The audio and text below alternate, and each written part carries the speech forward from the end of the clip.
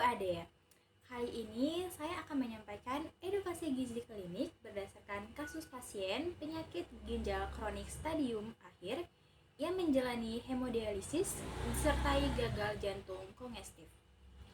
Kasus yang akan dibahas adalah seorang pasien laki-laki bernama Tuan S dengan usia 55 tahun dengan diagnosis medis kronik kidney disease stadium 5 on hemodialisis, anemia, suspek renal, dan congestive heart failure atau CHF. Pasien telah menjalani hemodialisis rutin 2 kali seminggu selama kurang lebih 1 tahun. Pasien datang dengan keluhan utama yaitu sesak napas, disertai keringat, dingin, nyeri dada, serta pembengkakan pada tangan dan kaki. Dari hasil pemeriksaan laboratorium, didapatkan peningkatan ureum dan kreatinin yang sangat tinggi, laju filtrasi glomerulus yang sangat rendah, serta kadar albumin yang rendah, yang menunjukkan adanya gangguan fungsi ginjal berat dan status gizi yang perlu mendapat perhatian khusus. Selain itu, hasil rekal asupan makanan 24 jam menunjukkan bahwa asupan energi, protein, lemak, dan karbohidrat pasien belum memenuhi kebutuhan, sehingga pasien berisiko mengalami penurunan status gizi apabila tidak dilakukan intervensi gizi yang benar.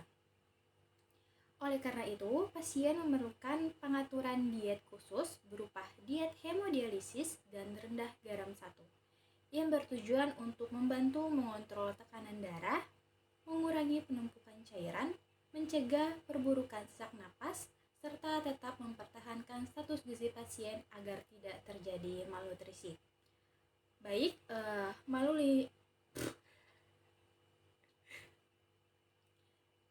Melalui video edukasi ini, saya akan menjelaskan secara singkat dan mudah terkait tujuan diet, kebutuhan gizi, pola makan sehari, makanan yang dianjurkan dan tidak dianjurkan, serta tips pengolahan makanan yang sesuai untuk pasien dengan kondisi hemodialisis dan gagal jantung, sehingga diharapkan dapat membantu Pada leaflet pasien dan ini keluarga dijelaskan dalam bahwa menerapkan pasien pola dianjurkan makanan menjalani sehat. diet hemodialisis dan Kita rendah akan garam lanjut ke 1. edukasinya. Diet ini merupakan pengaturan makan khusus dengan pembatasan natrium yang ketat, yaitu sekitar 200 sampai 400 mg natrium per hari, dengan tujuan utama untuk mencegah penumpukan cairan di dalam tubuh yang dapat memperparah sesak napas, edema, serta meningkatkan tekanan darah. Berdasarkan leaflet atau kebutuhan gizi yang telah kami hitung, kebutuhan gizi harian pasien didapati yaitu energi sekitar 1985 kilokalori per hari, protein sekitar 68 gram per hari atau sekitar 1,2 gram, lemaknya sekitar 55 gram per hari, serta karbohidrat sekitar 304 gram per hari. Asupan energi dan protein tetap harus dipenuhi meskipun pasien menjalani pembatasan cairan dan garam agar tidak terjadi penurunan massa otot dan status gizi. Pada kebutuhan yang telah kami hitung, kami juga menghitung terkait cairan.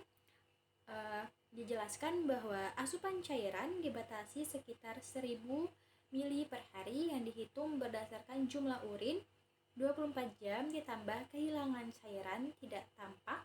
Pembatasan cairan ini sangat penting untuk mencegah overload cairan yang dapat memperburuk kondisi gagal jantung dan sesak napas.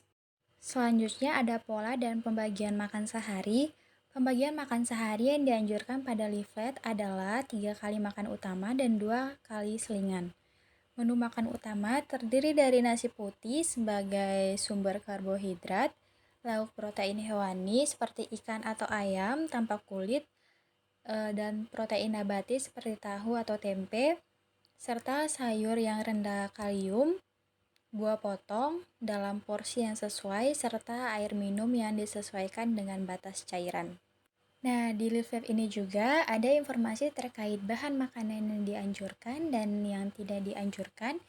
Yang pertama ada bahan makanan yang dianjurkan, yaitu ada karbohidrat seperti beras, roti tawar, dan mie rendah garam.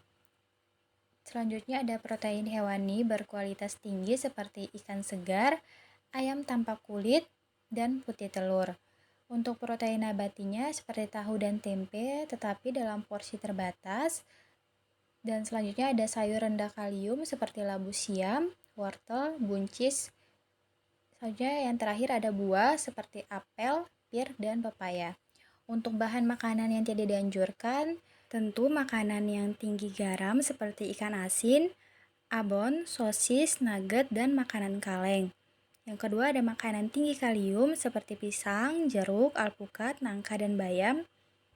Makanan tinggi fosfor seperti susu full cream, keju, dan jeroan. Yang terakhir ada minuman bersoda dan minuman yang tinggi gula.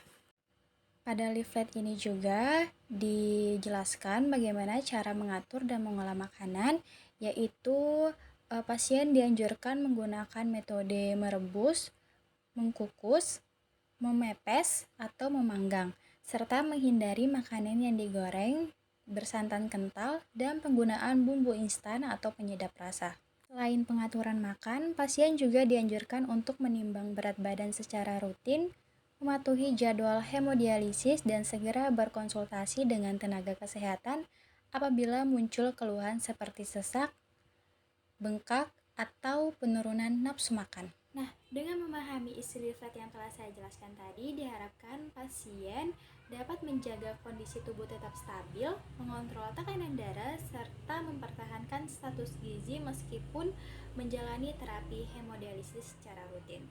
Terima kasih telah menonton video edukasi gizi terkait diet hemodialisis dan rendah garam 1. Sampai jumpa sahabat sehat. Dadah. Wassalamualaikum warahmatullahi wabarakatuh.